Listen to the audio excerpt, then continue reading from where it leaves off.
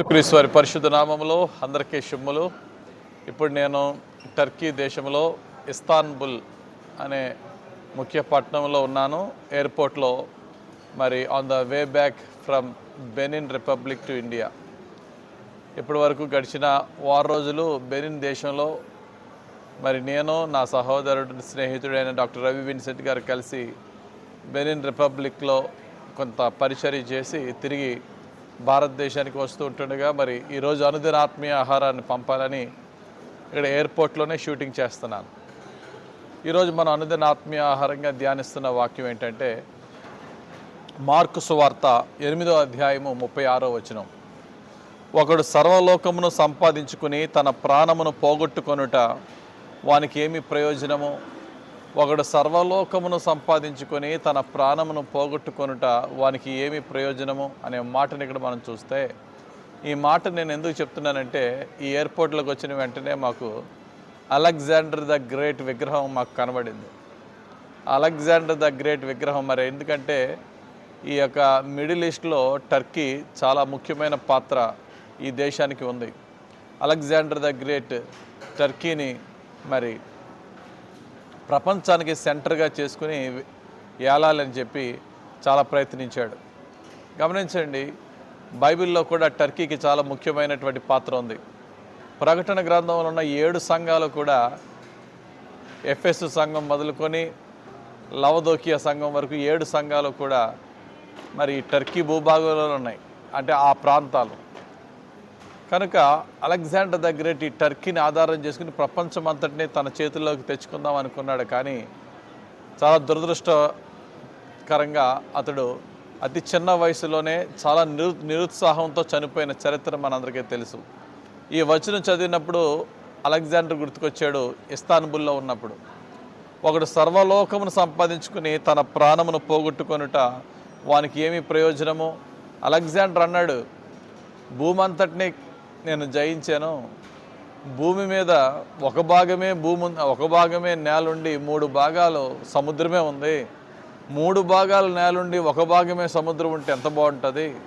ఎలాగే లేదు. కాబట్టి భూమికి ఆకాశానికి కనీసం నిచ్చెనుంటే ఆకాశానికి ఎక్కి దైవలోకాన్ని కూడా జయించేవాడిని కదా అని చెప్పాడు. అంటే ఎంత గర్వముతో అహంకారంతో ఈ మాట, దైవలోకాన్ని కూడా జయించేయాలనే ఆశ కలిగి ఉన్నాడని మనం ఇక్కడ చూస్తున్నాం.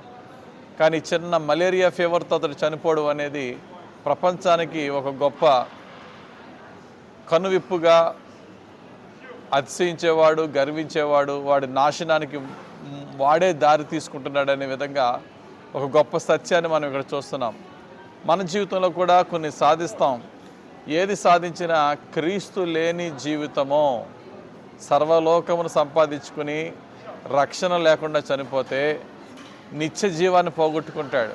ఈ లోకంలో మనం జీవించితే గట్టిగా 70-80 సంవత్సరాలు. కానీ యేసుక్రీస్తు మనకు ప్రామిస్ చేసింది ఏంటంటే ఎటర్నల్ లైఫ్, శాశ్వత జీవం. ఆ శాశ్వత జీవాన్ని పోగొట్టుకున్నాడు. ఈ భూమి మీద పుట్టినాడు ప్రతి ఒక్కడు ఏదో రోజు చచ్చిపోవాలి. కానీ ఈ భూమి మీద జీవించిన కొంతకాలంలో ఆ యొక్క నిత్య జీవాన్ని సంపాదించుకుని చచ్చిపోయిన వాడు గొప్పోడు భూమి అంతా సంపాదించుకునేవాడి కంటే. అందుకని యేసు ప్రభు అంటాడు, ఒకడు బాగా సంపాదించి అంటాడట లోకసువార్త 12:19, నా ప్రాణమా అనేక సంవత్సరములకు విస్తారమైన ఆస్తి సమకూర్చబడి ఉన్నది, సుఖించుము, తినుము, త్రాగుము, సంతోషించుమని చెప్పుకుందునని నేను. అటువంటి వాడు అంటున్నాడు, ఒకవేళ ఈ రాత్రికే నీ ప్రాణం పోతే నువ్వు సంపాదించిన సంపద ఏంటివి? నీ సంపాదన కాదు, భూమంతా సంపాదించినా నువ్వు వేస్టే కదా అంటున్నాడు యేసయ్య. పౌలు భక్తుడు కూడా చాలా గర్వంగా ఉండేవాడు సౌలుగా ఉన్నప్పుడు. కానీ ప్రభుని తెలుసుకున్నాక, తన జీవితంలో ప్రభుని సంపాదించుకున్నాక, అప్పటి వరకు సంపాదించుకున్న గొప్పతనాలు అన్నట్లు ఏమన్నాడు? నష్టముగా ఎంచితిని. ఫిలిప్పీ 3:7లో అయినను ఏవేవి నాకు లాభకరములై ఉండెనో వాటిని క్రీస్తు నిమిత్తము నష్టముగా ఎంచుకొంటిని అన్నాడు. కాబట్టి ప్రియులారా, Alexander the great, Julius Caesar, Jesus Christ ముగ్గురిని తీసుకున్నారు. ఎవరిని సకపురుషునిగా చేసి, ఎవరిని బట్టి ఈ యొక్క ప్రపంచాన్ని క్రీస్తు పూర్వము, క్రీస్తు శకమని మరి ఎవరిని బట్టి వేరు చేయాలని చెప్పి అలెగ్జాండరా, జూలియస్ సీజరా అని చూసుకునేప్పుడు ముగ్గురులో ప్రపంచమంతటికి కూడా గొప్ప పేరు సంపాదించిన ఈ ముగ్గురులో యేసుక్రీస్తు రైట్ పర్సన్ అని చెప్పి AD anno domini the year of the lord and BC before Christ అని నిర్ధారణ చేయడం జరిగింది. యేసు ప్రభు ఈ లోకంలో భూములు సంపాదించలేదు, ఆస్తి సంపాదించలేదు, ప్రేమ క్షమాపణ అన్నాడు. భూమిని, ఆకాశమును, భూమి క్రింద ఉన్న సమస్తాన్ని సంపాదించుకున్నాడు.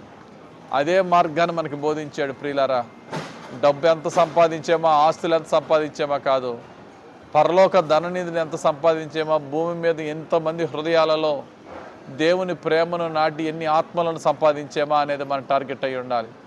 కష్టపడి ప్రయోజకులమయ్యి మనం దీవింపబడి అనేకులకు దీవెనగా మారినప్పుడే నిత్య జీవానికి వారసులం అవుతాం. దేవుడు తన పరిశుద్ధ వాక్యం దీవించి ఈ లోక సంపాదన కంటే నిత్య జీవము సంపాదించుట ముఖ్యమైనటువంటి గోల్గా మనం పెట్టుకొని ముందుకు సాగిపోదాం. దేవుడు తన పరిశుద్ధ వాక్యం మనందరి జీవితంలో ఫలింపజేయను గాక. ఆమెన్. ప్రార్థన చేసుకుందాం. మహిమగల తండ్రి, ఈరోజు ఇచ్చిన ఈ వాక్యం బట్టి వందనాలు. అలెగ్జాండర్ ద గ్రేట్ సర్వలోకాన్ని సంపాదించుకున్నాడు.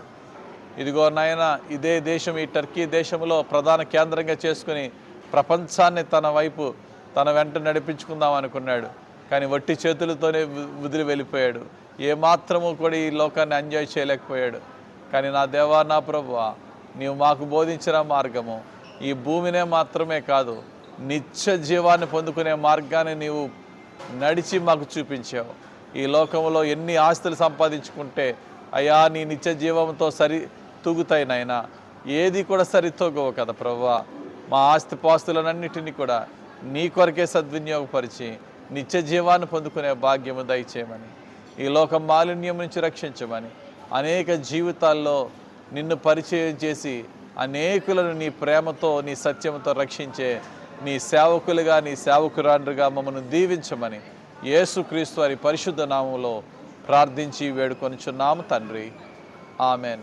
తండ్రి యొక్కయు, కుమారుని యొక్కయు, పరిశుద్ధాత్మ దేవుని దీవెనలు మనకు తోడుండి ఈ లోక రాజ్యాల కంటే, ఆస్తిపాస్తుల కంటే పరలోక రాజ్యము, నిత్య జీవం సంపాదించుకునే భాగ్యము మనకి త్రియేక దేవుడు అనుగ్రహించును గాక. ఆమెన్.